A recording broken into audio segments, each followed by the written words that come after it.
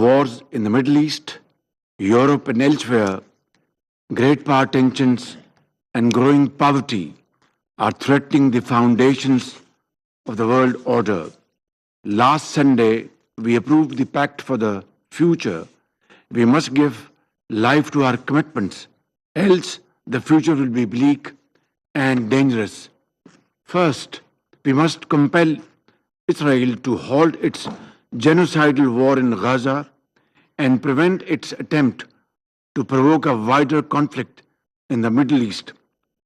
Bombing in Beirut is most condemnable. It is time to apply sanctions against Israel, including an arms and trade embargo. It is time to hold its leadership accountable for its crimes against the Palestinian people. The Security Council, Madam President, must develop an impartial plan for a ceasefire and peaceful solution for the war in Ukraine, and not allow its perpetuation or escalation. The Council can no longer ignore the festering Jammu and Kashmir dispute. It poses an ever-present ominous threat to international peace and security.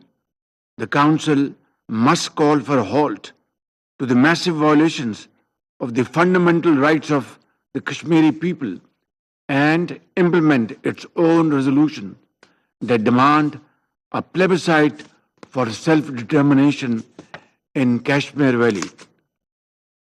The Council should effectively address the resurgence of the threat of terrorism from Afghanistan, especially from Daesh, ISIL-K, and the Fitna al-Khawarij.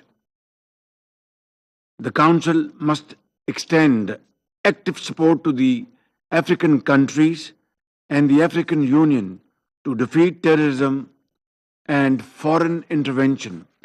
UN peacekeeping must become more robust and effective.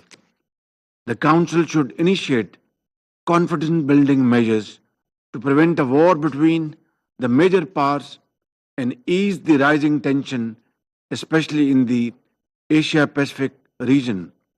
Healthy competition between governments is very healthy and good, but must not take the shape of ugly confrontation.